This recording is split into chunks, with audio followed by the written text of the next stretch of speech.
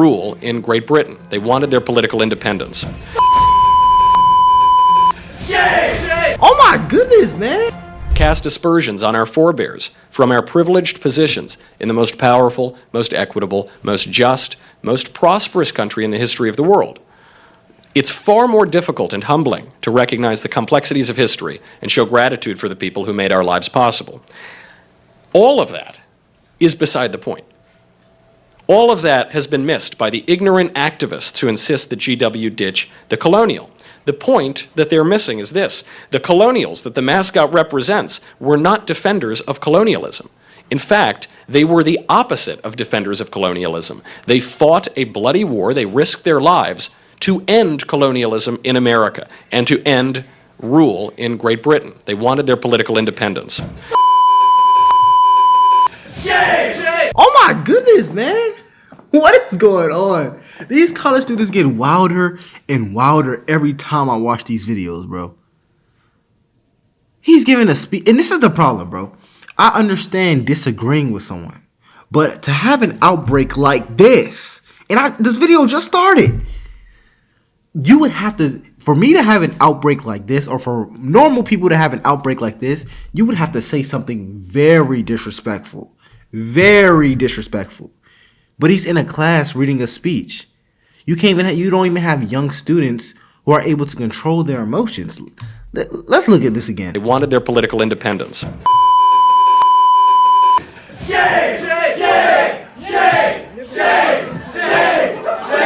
Oh, these kids are really proving me wrong. You see, because my premise was that these students are ignorant and not well behaved. But they're proving me wrong tonight. They called me a fascist for defending George Washington. Behold. This is terrible, man. This is terrible.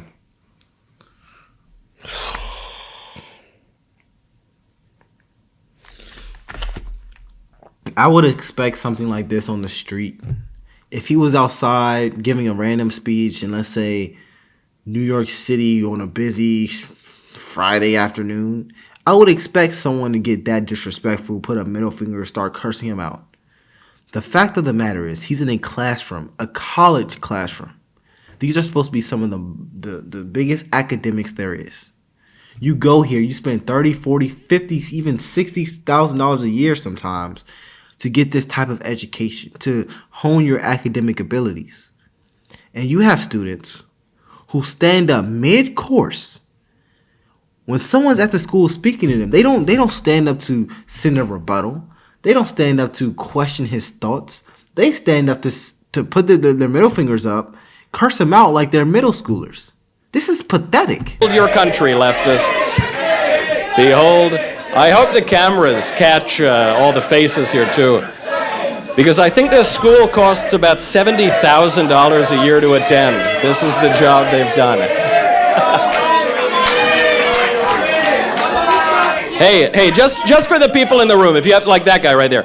What did I say that you disagree with? Does anyone have anything? What did I say that any of you disagree with? Can you name one thing? What? Well, what is it? What is it? What did I say? I can't hear over all the shouting and preaching and the... What did I say that you disagree with? Could you... Thunder? I can't...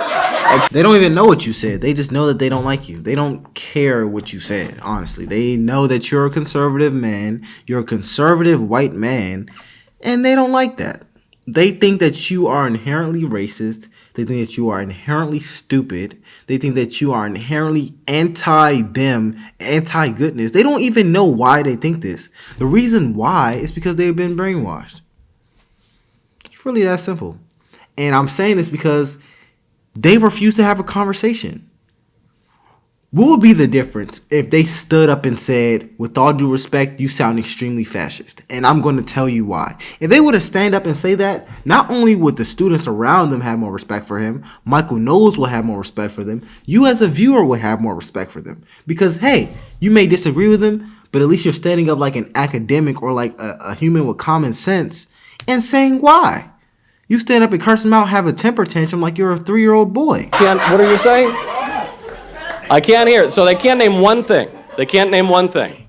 Well, I'm glad that now that those people left the room, now we can bring in more people to hear about George Washington. Welcome back in. Glad to hear it. So,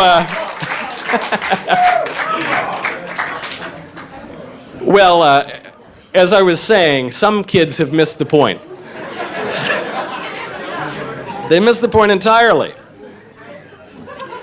Because if they were in the room, or if they could listen, or if they had 2 brain cells to rub together, what they would have realized is, if you oppose colonialism, then you should love the colonial mascot. The colonial mascot is a symbol of fighting colonialism in America.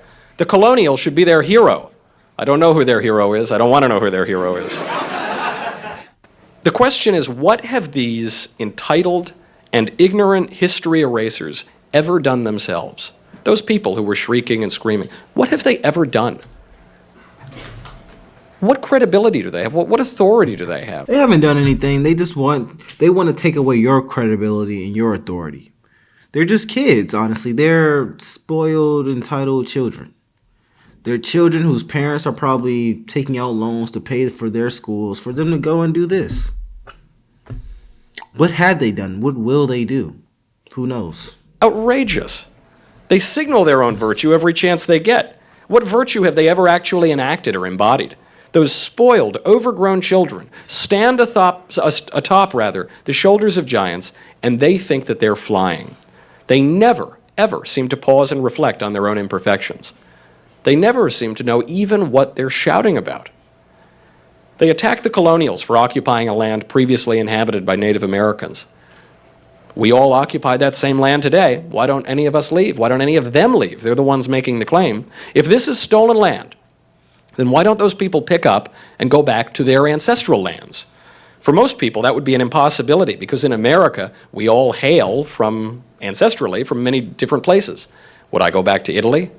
Would I go back to Ireland? Would I go back to Britain? I don't know. I'd try to figure out a way to go back to Greenland, because I know that that's going to come back into America pretty soon. Are we really wise to cast aspersions with the perspective of 250 years on men and women who are in so many ways better than us? The anti-historical, anti-intellectual, and anti-American fanaticism that would do away with George the Colonial is caused by ignorance, of course. But more than that, it is caused by pride. Our generation's unearned and unwarranted sense of moral superiority over our ancestors. That's pride. George Washington had a motto, and GW has adopted this motto very often. We would all do well to remember it. The motto is 3 words. It says, deeds, not words. Deeds, not words. Washington was famously reticent. He didn't signal his virtue to his countrymen. George Washington didn't need to signal his virtue. He enacted virtue. Our founding fathers' critics would do very well to emulate not just Washington, but so many of our colonial forebears. If they quieted their uninformed yaps and instead performed even some small fraction of the great deeds of those great men, those great American colonials, they and all the rest of us would be better off. Perhaps then, we might be interested in what those people have to say. Now, certainly, we are not. Until then, I'm sticking with George the Colonial. First in war, first in peace, and first in the hearts of his countrymen. Thank you very much. We have to be the only nation where it's wrong to love your country. All he said was he messes with George Washington. And that caused outrage? I like the first president of our nation. I think he did good things or whatever. How are you mad that he said that? If you have any suggestions, comment down below. LFR Jojo, and I'll see you later.